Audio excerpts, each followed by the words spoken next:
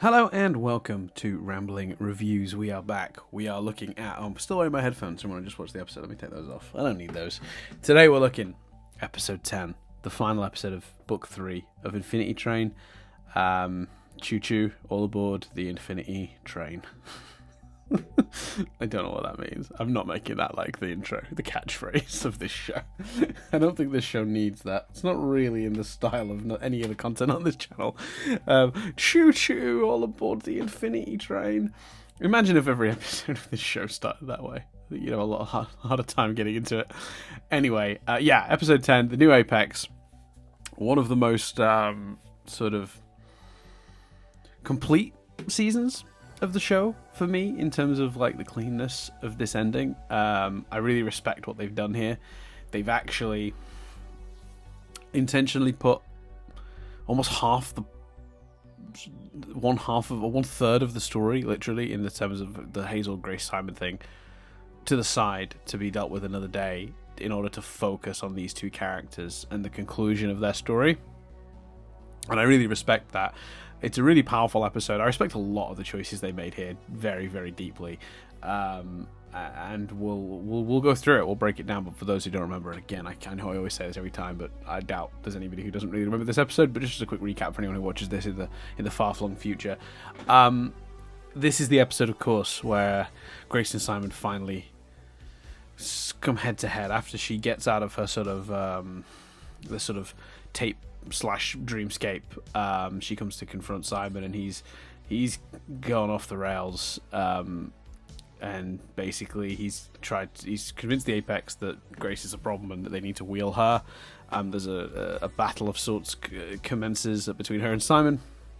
There's a point when Simon slips and nearly falls to his death, and she actually saves him, and the Apex guys obviously note that, and then he immediately takes advantage of the situation and tries to, and successfully kicks her off the bridge towards the wheel.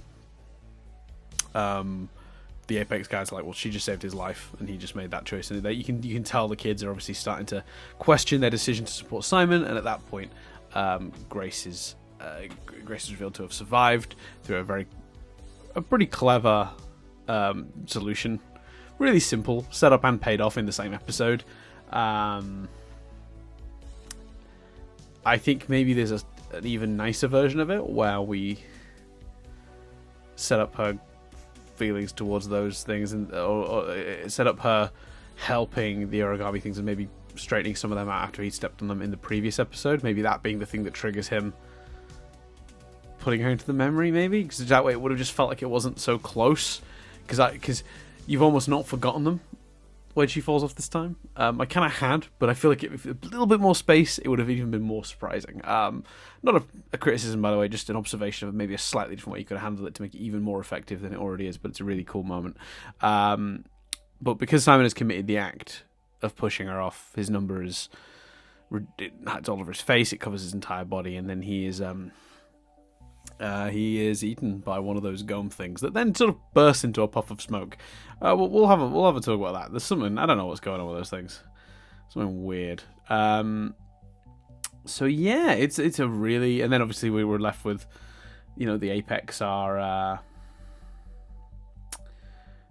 forced to sort of reconsider their entire way of life. And with the thought of, like, they've still got a lot to figure out. It's sort of left ambiguous as to what happens, but you assume that ultimately a lot of these people will get home, because the entire episode, Grace's number particularly, is shooting down.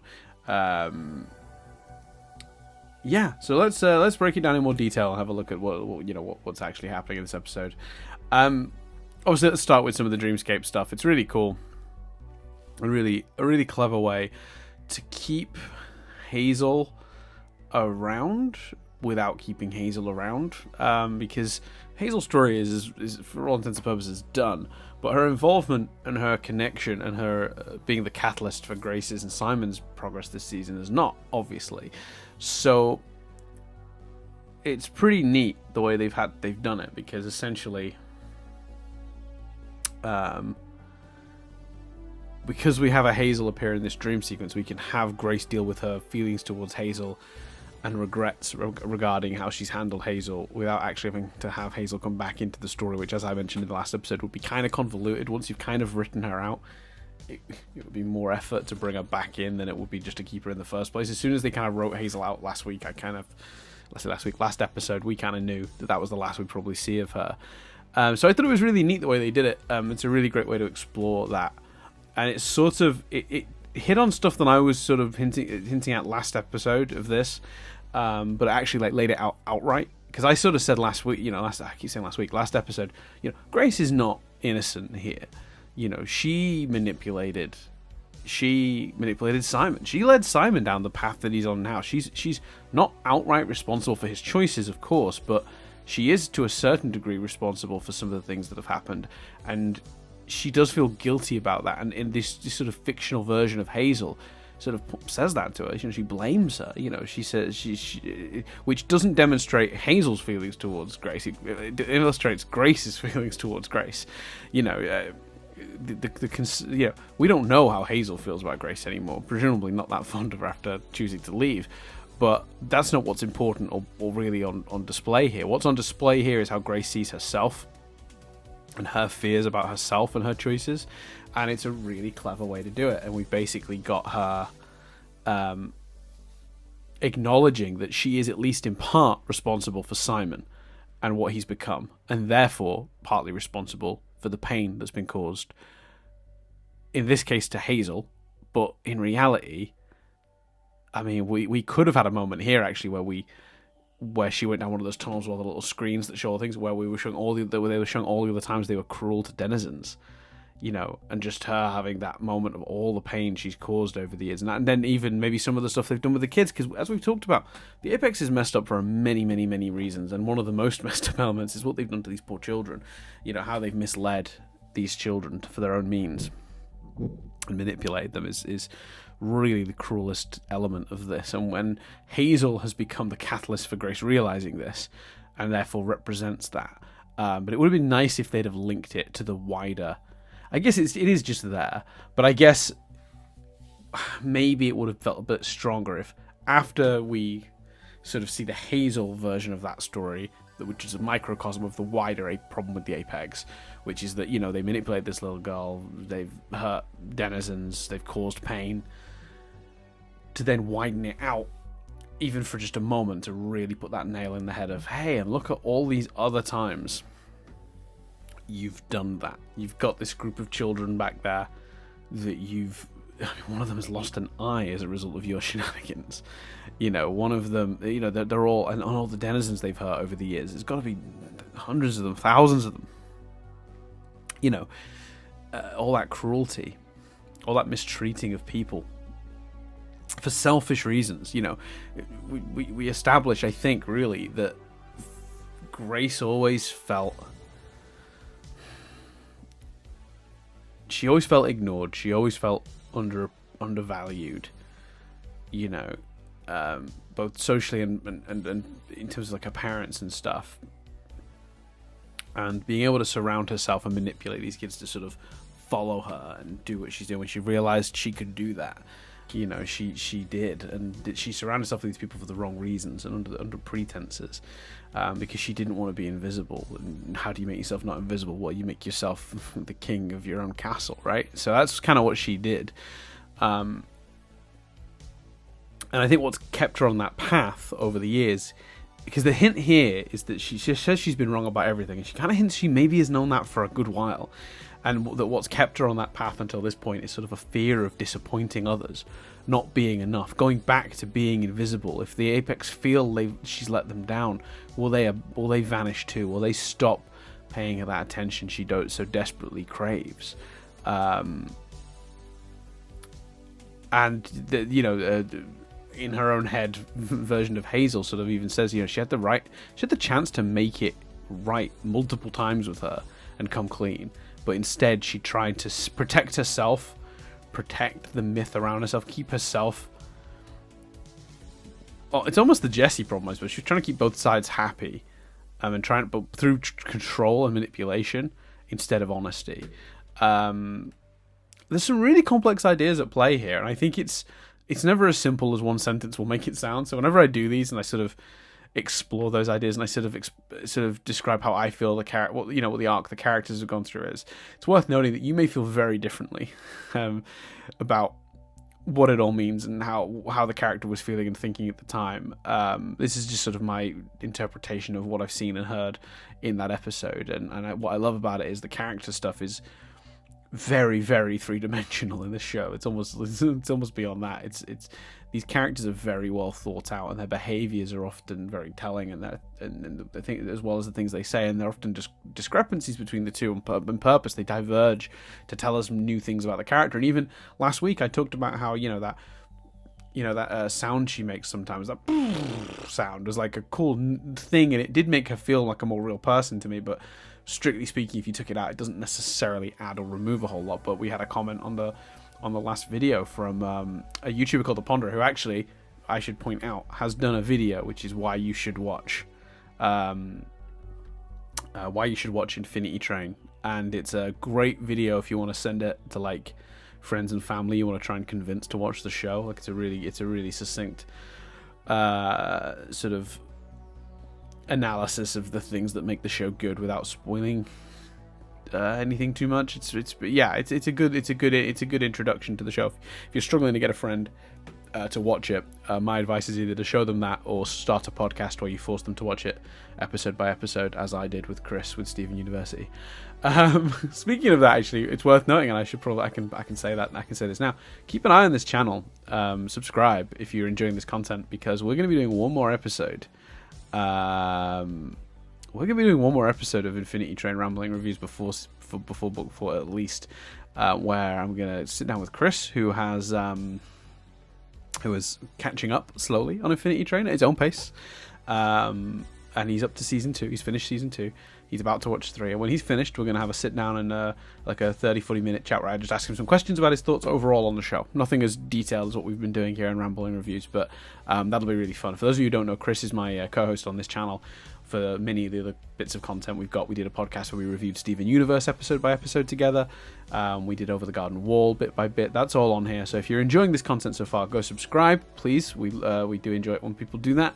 We were hoping to hit 2,000 by the end of the year, which isn't looking very likely right now. We're on 1,400-ish, I think. But feel free, please, to join us if you'd like. Anyway, so back to this episode. So the Ponderer was sort of saying the Grace's thing, that that does tell us something about her character and how she's feeling in every moment, because that's the thing she does when she's uncertain, when she's undecided, when she's between those two, that rock and that hard place. I'm badly paraphrasing and even possibly getting it completely wrong, but the point was, it does tell us something, a little something about the character. Let me see if I can find the actual quote, because I feel like I'm really butchering what was said now, and that's disrespectful. So let's see if I can find the damn comment. Say the damn comment like it's a bad thing. Let me see if I can find it. It's got to be here somewhere, right? It exists. It was on the last episode. This is not good podcasting, me just trying to find a comment, but I just want to do it its justice. Character things to talk about don't actually deepen the character. I agree that oftentimes certain character tics don't deepen the character, but I think Grace's little mouth noises do serve to deepen her a little bit. For someone as confident and as in control as she is, it's clear to tell. It's clear for... Oh, God, I can't read today.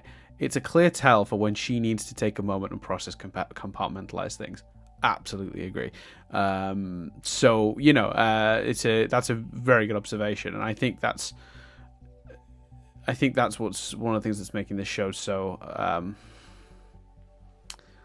seemingly deep this year, is the amount of interpretation there is. How it's not just as simple as... It's definitely not as simple as good, bad. The morality of the show is extremely complex, but on top of that, the behaviors of the characters is as well. And the fear that, like, even little things here, like there's a hint that she fears that Hazel was smart enough to know that she was trying to control her too, and the acknowledgement that Simon is sort of a result of her choices is another sign of that level of complexity and depth that this show has, that so many shows could really use, and do not have. So 100%, I think this show is so clever and challenging that there really isn't much else like it. I will say, and as we'll go a little bit further into this, we'll talk about the darkness of this particular season, because I wonder at what point did they know they were going to be on HBO Max, because this season has done a couple of things that are much darker than I felt they would have done when they were on Cartoon Network, and I would absolutely love at some point to be able to get a question to Owen about that, about did they get a bit more freedom with this season to go a bit darker because of the switch, or was that always the plan and there happens to have been a switch and those two things aren't related? Because this is definitely a darker series than the previous year, for sure, for a couple of reasons we'll come to. Obviously Grace's manipulation and desire to be seen and respected and beloved and, you know, people to appreciate what she's capable of bringing to the table was fed right into Simon's complex as well, about being abandoned. You know, he made the Apex this huge part of his identity because it meant he couldn't be abandoned again. He was part of a group that looked up to him and surrounded him. He was second in command, you know, and he could never risk losing that or letting go of it. And that's why I think the backfire effect was so strong here. And I've talked about, I'm sorry to bring it up again for those of you who are listening to all of these, but for those who do not know, because you just jumped on this video, the backfire effect is a thing where people basically have a belief that is then challenged with evidence, and instead of considering that evidence and that disproves it outright and realizing they might be wrong, they actually double down and go the opposite way and believe the thing they believed initially even more so than before you presented them with that evidence. And I think what's interesting about that theory is there's a lot of it comes down, I think, to how much you tie that belief to your identity, because then when someone's presenting you with evidence, they're presenting evidence that almost then makes you not you anymore. Like if you tied your personality and your identity to a belief, like I'll use an example like flat eartherism, like you think the earth is flat and you've tied a huge part of your identity to that. If you find out that's not the case, I mean, how do you respond to that? It basically feels like it's saying that you're, as a person, you know, not worth anything. I can see, like, you know, your entire belief system is nonsense. You're incorrect. Like this thing you've built so much of yourself around is a falsehood. It must be a hard thing to hear. So there are people that then double down and go, well, no, the evidence is wrong or whatever. And it sort of explains Trumpism and stuff. And it certainly explains Simon, because he tied, as a person who had been abandoned and lied to and kept feeling like he was being betrayed, the idea that he had an understanding of the train that he could spread, and he would have these people that looked up to him, and that they wouldn't ever abandon him because of the situation and stuff. And then like the idea that is false, and that because the idea, if he'd gone back with Grace and Grace had told the Apex, hey, guess what, all that stuff we believed is nonsense, that group would leave him too, and he can't hear that.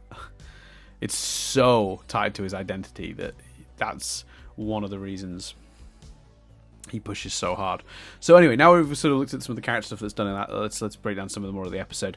Obviously, I mean, I think this goes without saying, but those little robots pulling more tape out of Grace's head might be the grossest thing I've ever seen on screen. Full stop. It nearly made me heave. It's really grim. You know, why? Why is that in this episode? I get it. Like, no, I don't know. Let me take that back. I don't get it. Why is that there? Could she not have just woke up like Tulip did because that's the other thing I really like as well. So I think I talked about this last week, but when Tulip got out of her own tape, it's because she learned something about herself. So you can get out of your own tape if you're capable of accepting the truth about yourself and learning. It seems something in that direction. I don't know if I'm phrasing it exactly right, but it's something. It seems to be from the two people we've seen do that. That's the way out. Why would you show us her pulling the tape out of her head with all that's gross. No, don't. It's really impressive animation, and like the sound effects combined with the visuals are it's some body horror right there. And I was not expecting it, and I was not ready for it. Not at all.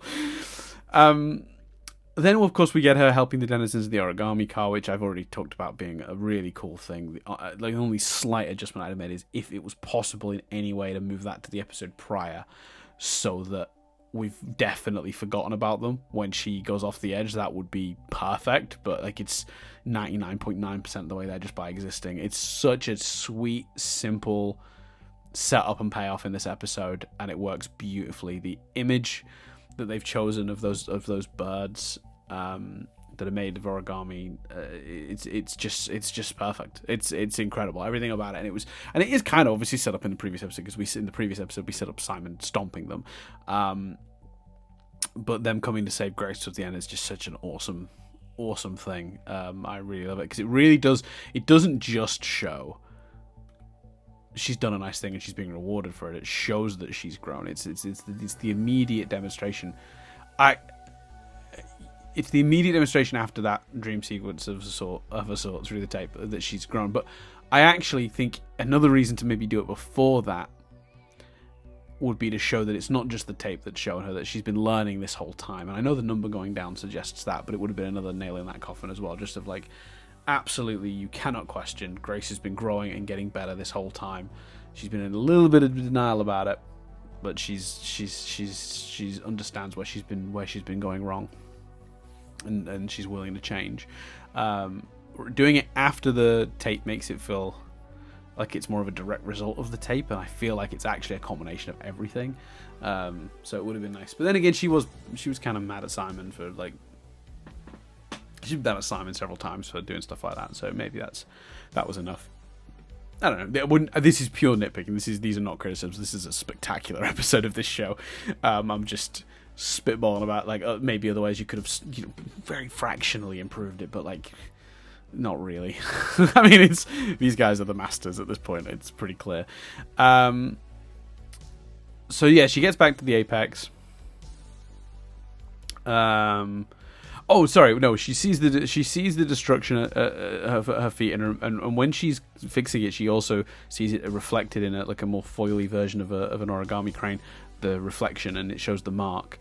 And the final sign of her progress in this, which is just the most powerful of all, is her rubbing off the apex mark, or starting to. And then when we next see her, she doesn't have it. She also no longer has the glove. She's now wearing her short, very low number on her sleeve, so to speak. She's got it loud and proud. She's got it out there to show, because it's a part of her, and she's not hiding it anymore. She's not denying it anymore.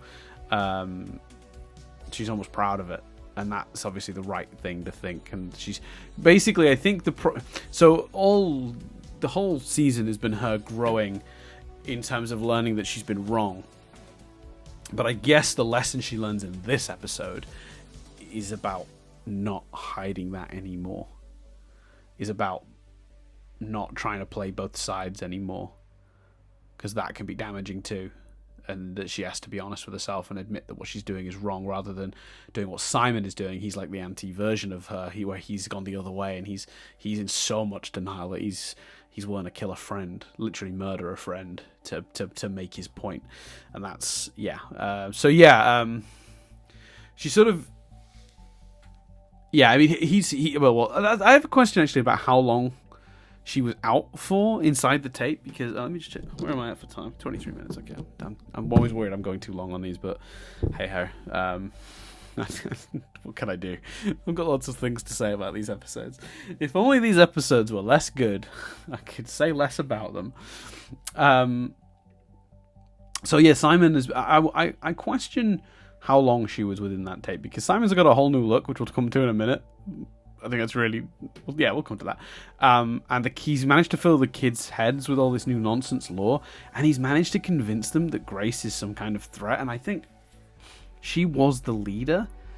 She was the one who was good at manipulating them, not Simon. So I wondered how much time had he had with these kids to really coerce them into being on his side. We were obviously right as well. The theory from earlier in the season I talked about, where I was like, they'll probably just put the kids in a holding pattern. They won't have done anything, or nothing will have changed back at Apex headquarters while they were gone, just because it's messier storytelling wise, narrative wise, pacing wise, if you have to come back and then explain what they've been up to. So they were just in a holding pattern, waiting for Grace or Simon to which I know some people were really excited to see that they get back and the Apex sort of changed in some way, but that's a whole other story, and it takes the focus off what we're doing here. So I think it's the right move. There's definitely some room for them to have done some cool stuff with that, but if they'd had 20 episodes, you could do something like that. But with what they had here, there's just no way you could do that as well as everything else that this show is juggling. It's already spinning far too many plates. So this was the cleanest way to do it, which is what I thought at the time and proved to be correct in this episode. So Simon's like filled the kids' heads with this nonsense lore. So it does suggest it's been a while, but it's really hard to tell like exactly how long. Because like I said, Grace was really the master of making the kids pliable. But maybe that she'd already made them pliable. They were already manipulated enough and indoctrinated enough that Simon could sort of piggyback on the work Grace had already done to sort of, break these kids down, and sort of just jumped on it and like filled their heads with more shite. But they were way more amenable to it because of Grace already being as manipulative as she'd been. I love Simon's new look. I mean, it's the best. It's so good. It's so much what a teenage boy thinks is like awesome. Like it's the long hair and the coat with the collar. Like he just thinks he's so cool, and he just isn't. It's so good. It's perfect. It's wannabe cool. It's exactly the sort of like outfit someone who wants to be in Mad Max and be an awesome action hero and like the baddest kid around. It just isn't. It's great. I don't know what the design process obviously for any of this stuff is. I'm not really an artist. I don't draw. I don't design things. But whoever sat down and figured that outfit out absolutely nailed it. It's like what every kid wants to see was wearing when they're younger, because they're like they've watched one too many animes. It's so good. And the way he comes down with his like in his throne, it's coming down the edge. It's oh man, I said it in the last episode. I think I said like sad little king of his sad little hill. The prediction turned out to be fairly wrong in terms of the outcome. But holy hell, like I wasn't far off in terms of what his character would do. Because I correctly predicted that he would maliciously use the tape on Grace, and then go ahead and mess with the kids' minds, and she'd have to go, sort of convince them otherwise. I got all of that right. I got the actual outcome of where the two characters end up wrong. I got them. I predicted Grace would get home, and that Simon would be left with nothing because she'd have dismantled the Apex before she left. Because I honestly. The reason I came up with that plot is because it does the same thing this one does, in terms of it shows Grace's growth and it punishes Simon for his choices, which is exactly what the show did, so you can see how I got there. But the way the show does it, of course, is killing Simon, which I did not think they were going to do. We'll come back to that, because I just want to, that's part of my, God, this show's gotten dark, thing, but we'll come back to that anyway. So yeah, I love this outfit they've put him in. I don't know how the design process of it works, but whoever chose that, absolutely, that's my chef's kiss of the episode. I seem to do it at least once an episode. I give the chef's kiss, but mwah, that's beautiful. That's yes, please. I will take that costume all day, all night. I love it. I can't express how dorky it is, also while being completely badass. That's what's so good about it. It manages to do both. It's great. Anyway, I've gushed enough about that. I love there's a really cool moment in this where he's sort of got the kids, and it's clear he's indoctrinated them, and he's like, she's a void, and what's a void? And they chant back, what she is and what that means. And then he goes, and what do we do with voids? And there's a pause. They know the answer, I feel. Well, there's two ways you can interpret that. I feel like some people will look at that scene and look like, oh, the kids couldn't remember what he told them. I think the intention there is, the intention there was very much hesitation on their part, because the realization of, it's easy to say, what do you do with voids? We wheel them, and then actually being faced with a human being and then realizing what that actually means. I feel like that's what that pause was, an uncertainty from them. And what was crazy is, the notion of wheeling a human being is insane. And it shows, one, how fucked up it is that they've got these kids to the point where they're willing to just commit murder for Simon and the Apex and this belief system that's clearly bullshit. And it's another way of demonstrating to Grace how broken this has all been. And then the even more fucked up part is that Simon isn't doing it himself. What a coward. He's making children do it. I guess almost like it's almost kind of like a test, because like he's obviously not. We find out later he's totally willing to do it. You know, he's quite happy to try. You know, and murder Grace, but in reality, like, I think he almost wanted the evidence. It felt to me like he wanted the ultimate confirmation that these kids were on his side, that they threw their old leader off the edge of the train into the wheel. And that speaks a lot to Simon's character, I think, and how irredeemable he is. Which, you know, I said from maybe not day one, but really early on in this season, one of these characters was not getting redeemed, because it's just, what's the point in two characters getting, you know, having a redemption arc? And boy howdy, did they leap on that with Simon. So yeah, he calls Grace kind of like poison. She sort of says she understands his pain, but she's also not apologizing. She makes that clear, like she's not responsible for his choices now. She's telling him they've been wrong, and he's choosing to ignore it. She understands, and he's ignoring. And while with the kids, they're still fully indoctrinated, he's being willfully ignorant. Like, that's the difference. Before, she was misleading him, but now they have all this evidence to the contrary about their belief system, and he's just still going along with it for his own selfish reasons, and that can't really be Grace's fault. So I think that's where the show's drawn a line. But yeah, she saves him from nearly falling as a Goma attacks them, but then he still tries to kill her, which I've already mentioned. It's a really incredible moment. My mouth fell open. The money just kicks her off the edge, and we see her heading towards the wheel. I actually blew my mind. I figured she'd be fine, obviously. You know, I've been going on all season about how Tuba's still going to be back at some point, which we'll come back to, by the way, at the end of this. But, you know, of course, like, she was going to be fine, but, like, it really shocked me to see how far he was willing to go. Because part of me, and I was so fearful of this. When she pulled him up, and everyone's like, oh, she saved him. I was like, oh, don't let that be how he learns his lesson. I don't think the character's too far gone to be like, oh, you saved me, I'll change my ways. So I was relieved and surprised, because it just seemed so bold. Again, the darkness of this is absurd. So yeah, he boots her off the edge. He essentially tries to kill his friend, like, and seals his own fate in that moment, because I think that's the moment the kids understand what he's become, because you hear them whispering, you know, she did that after she saved him. You know, you see somebody save someone's life and that person tries to kill them. You know, morally, it's not too ambiguous who's on the higher ground there, you know. So really, really well done.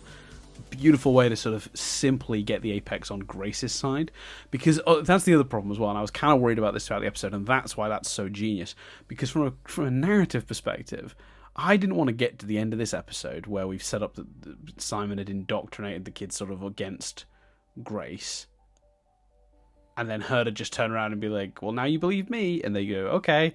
Because that just would have felt so hollow. It would have felt false. You'd have been like, well, isn't this the problem? That they're just going along with everything she says. The way they do this is perfect. The kids see the error of their ways when they see Simon behaving the way he behaves. Again, very, very clever. Because it's a simple way that both continues the Grace and Simon story, but also makes the apex stuff much more simple. So at the end, when Grace sort of is like, we're something different now, you believe that they're on her side, and you're not going, is this just not just more indoctrination? Do you know what I mean? Like, you can see them thinking for themselves, and I think that's really important that they do that. When he kicks her off before she returns, obviously it's an ultimate act of evil, you know, trying to kill someone, and his number goes up so high it's all over his face. There's like lightning in the background as he maybe the highest number there's ever been on the train, and it doesn't know how to handle it or process it. Maybe that's what the lightning sort, you know, shows. I mean, he has committed essentially the ultimate act of evil, and he's like maniacally laughing, but he's also crying like it's a mess. He's all over the place. He's like gripping his hair like he's losing his goddamn mind, which he sort of is, I suppose. And she, as I mentioned earlier, she's saved by the origami cranes, and when she gets back to the apex, they're all like, "Hey, she's alive!" And Simon's all angry, but the Gome gets Simon, and he, explodes. This bit kind of threw me because it jumps for when it's in the past we've seen these things trying to like suck out someone's soul or whatever they do, feed on someone's inner light or whatever you want to call it. They've usually had a lot of time. There's not a lot of time that passes here, and Simon turns to dust, and it's a really it's very visually dark. Like, it's, I remember last season when they killed Sieve, the one that Alan Dracula explodes, and it's pretty dark because he explodes in a really visceral way. This is a proper Temple of Doom? Which Indiana Jones ends with them opening the Ark of the Covenant? Probably was the first one, right? I'm gonna quickly Google that now. Is that bad? Temple of Doom, I guess. It's gotta be right. The first one. Oh no, Raiders of the Lost Ark, first one. Sorry, yeah, Temple of Doom, second one. Okay, cool. So yeah, it's a real Raiders of the Lost Ark. Yeah, because the Ark of the Covenant, Raiders of the Lost Ark. I'm a fucking idiot. It's a Raiders moment when they open the thing and their faces melt. Like, the Gome jumps on Simon and very quickly with that. So I've seen some speculation online, and no one seems to really 100% understand why it happens so quickly and why it goes for him, and then why it explodes, having absorbed him that way. It's almost like the Gomes are sort of, they exist to correct this sort of thing on the train. Anybody behaving outside of it. But yeah, you see his like skin melt off, and his eyeballs like in the sockets, and it's a skull, and that melts too, and all that's left is this pile of dust. And then the Gome itself has all this light inside of it. It sort of roars and then explodes in a puff of blue smoke and is gone. I don't know. I honestly, I have no theories. I have no thoughts about that. No understanding of that whatsoever. Totally baffled. Yeah.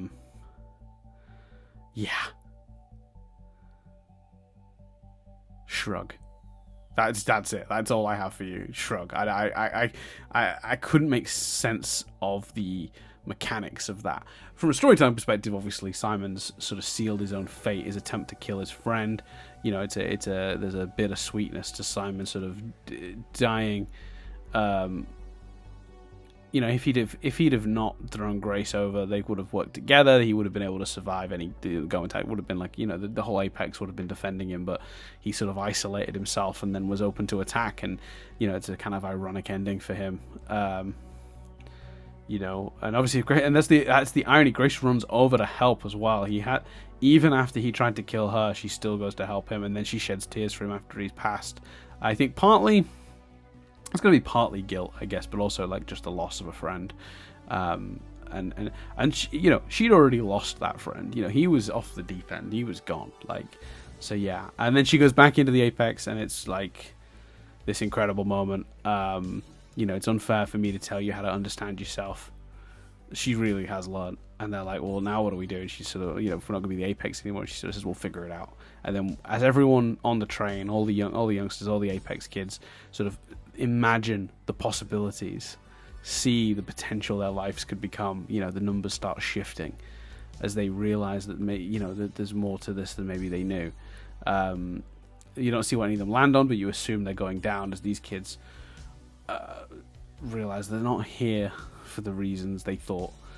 And Grace's number seems really low at the end, because as she's coming down the thing, it might even just go down to like one number. It looks like there's a shot we have when she sort of shrugs and her hand comes up, where it looks like her number is like just 501, like 3 digits, which I couldn't tell if maybe it was longer than that over the other side of her hand, maybe. It was very, very hard to tell. We don't see her hand again after that to know, but it's coming down as she comes down the escalator. So, and then one of the little origami birds lands on her shoulder and she smiles, and there's a real sense of hope to the ending, which is crazy considering everything that's just happened. So yeah, I'm so surprised at the darkness of this and the killing of a character like Simon. I mean, he is obviously the villainous character. It just seems crazy that they they would do that, and I definitely never saw that as a possibility, which is why the predictions I made were the predictions I made. I think if I'd have thought of this as being even a possibility, I would have jumped to this. I think this is the correct ending of the show, but it's so cool that they got to do it and surprise me, you know. They really did do something I just absolutely wasn't expecting with that. Bolder than I thought it would be. But essentially the same in terms of where the characters end up from my prediction. We've essentially got Grace on the path to going home. We've got the Apex on the path to bettering themselves and going home. And Simon getting his comeuppance. Just slightly different circumstances, to say the least. Yeah, really impressed, though, with this show and this series. I like that they had the balls to hold back on the Hazel stuff. I like they had the balls to say, look, Hazel's a part of this because she's a catalyst for all this stuff, but the focus here is Simon and Grace. That's the story we're exploring. That's the characters we're exploring. Not to say other characters won't have progression and things that happen to them along the way, particularly in regards to Hazel. She is not what this story is about. Which leads me on to one of my final points, which is I'm sorry to say, and I know you're all going to hate me for this, I do think we'll see Tuba again. I think we're going to see Hazel.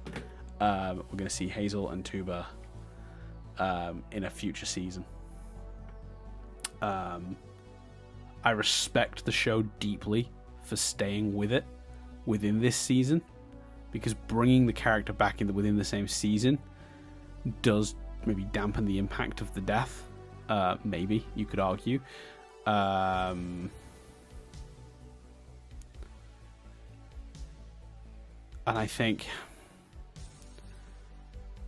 that is as bold a decision as any of the stuff I talked about in this episode that I was complimenting. So even though my theory was always that Tuba would be back until last episode, when I changed my mind just based on I didn't think we were going to see Hazel again. I still stand by that prediction. Sorry to say, I know a lot of you were hoping not, but I'm glad it worked out the way it did. It worked out better than I even imagined, because now we've got enough space that when you do that, it's not gonna lessen the impact of the content of this series, which would have been a danger doing it that way. It would have made things feel like they didn't have consequences, and now they do. Where do we go from here? Oh, God, who bloody knows? We could just go straight into a season about Hazel. But something tells me that's not what they're going to do if they do get another book. Obviously, there's a big question mark regarding that. I hope you're all watching it on HBO Max and making sure those viewing figures are high and buying merch and all that stuff as directed by our glorious showrunner.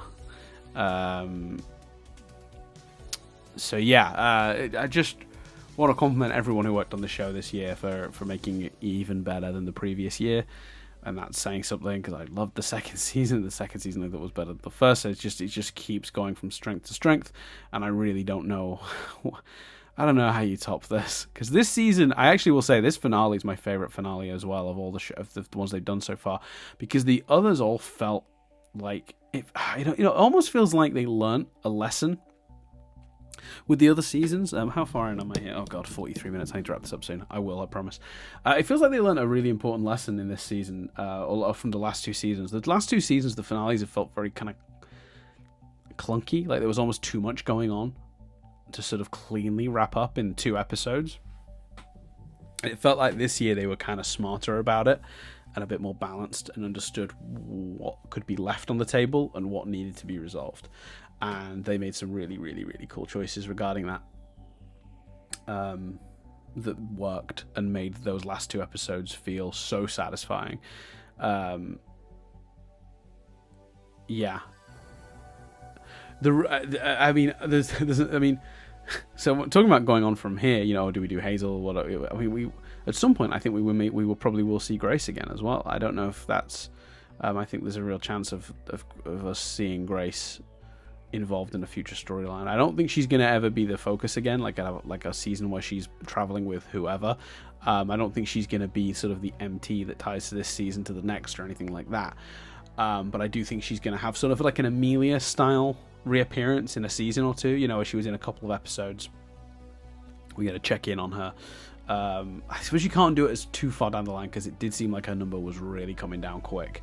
But I do feel like you'd want to see one more moment. And God, I mean, if Grace gets back home, does she go see Simon's parents and tell them that he's passed? How would she explain that? She could track them down. Obviously, she didn't know them before she got on the train or anything. Would she want to give them that closure? You know, their kid probably went missing, and now he's gone. Yeah, that's a thought. Separate to that, so yeah, just to clarify, so yeah, Hazel is definitely going to be coming back in like a major way, and there's going to be a bunch of stuff regarding her. Yeah, I think Amelia and Hazel are coming back in like a big, you know, in like a big way, and whereas I think Grace we'll probably see in like a more cameo-y like version of that, like, so it's only an episode or two, just check in on what she's up to, maybe even see her leave in the midst of another story or something like that. She's not going to be the focus again. I feel like her arc is very much closed, and I feel like this show isn't interested in retreading that water or forcing a new storyline for a character that's already learnt a pretty clear lesson. I think that's the joy of this show, having new protagonists every year. You wouldn't want to step on that and hurt it. One other very quick thing I want to talk about is there was an AMA with the creators, and they said some interesting things. Nothing gave too much away, but somebody did ask about the beings and the lifespans of the beings on the train. And the response from, I think it was Owen, says the denizens have normal lifespans for whatever they are. For example, the average lifespan of a corgi is about 14 years-ish. So that's about how long Atticus will live. And then added, the fact the cat has a much longer lifespan is something is because of something particular to her. So we're reinforcing my longish standing, this season at least, standing theory that the cat is in some way different to other denizens, from her behaviors to now that idea as well. Because we know, that's the thing, is when as soon as he said that animals generally, the animals on the thing live the lifespans of those sort of animals, we know the cat's lived for a very long time on this train. So immediately that gives away that she is something different. So yeah, what is that? Who knows?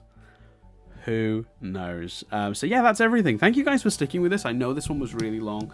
I know these have all been very long, this series, and I'm sorry. Hopefully you guys have enjoyed the length and have been getting something out of the discussion. It feels crazy to sit in a room and talk to myself for 45 minutes a week. Not even a week, every other day or whatever I've been doing.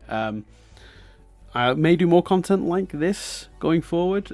People seem to be enjoying these. Again, feedback, please, always. For those of you who are new, who found these in the last couple of videos, because we've obviously had a big jump in viewership in the last few episodes, I guess YouTube is finally, like, algorithm-wise pushing us out to people. Feel free to subscribe for more content like this. If you want less dry content, less just me talking to myself about my immediate sort of train of thought after I watch an episode like this, you can get our more sort of concise discussions.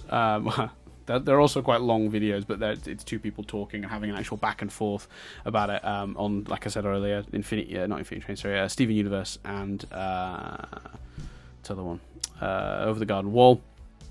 I do a main TV podcast, like a more wider spectrum TV podcast that covers all sorts of stuff, called Nothing But Static. That can be found in all the usual places like iTunes and Spotify and Google Play. So if you're interested in that, they're a lot more lively than these because it's me with another person bouncing off each other. These are a little bit more sort of flat and not straight to the point. They're the furthest thing from that, but sort of a little bit more direct as a result. I think that's everything, but I do really want to thank everyone who stuck with me through these and listened to these and commented. If I don't reply to your comment, I'm sorry. It's not that I haven't read it. Sometimes I either look at the comment and it's a really interesting comment, but I don't have anything necessarily to add to it. And I don't just want it seems hollow just to say thanks for listening when someone's put something really interesting there. So if you don't get a reply, it doesn't necessarily mean I haven't read or don't like or agree with what you're saying or anything like that. I just don't always get time to. I try to reply as often as I can, but it's also tricky to have something to say to every single comment on a video. Although the amount of time I've spent talking to myself for the last few hours suggests I have plenty to say. But maybe by the time I've recorded these, I'm very much out. Who knows? Anyway, yeah, I do really, really appreciate everyone, though, that's taking the time to watch these and listen to these and interact and share and all that stuff, and liking and hopefully subscribing. A huge percentage of the people who've watched the last few of these are not subscribed to this channel, so let's see if we can magically hit that target despite having a very slow growth year. Let's see if we can magically hit that that 2,000 mark before Christmas. Yeah, we're at 1388 right now, so let's see. Yeah, thanks very much for watching, guys, and I will see you on a new episode of this I suspect within a couple of weeks' time, where I talk to Chris from the rest of the podcasts about his thoughts on Infinity Train. But until then, thanks very much, take care, stay safe, goodbye.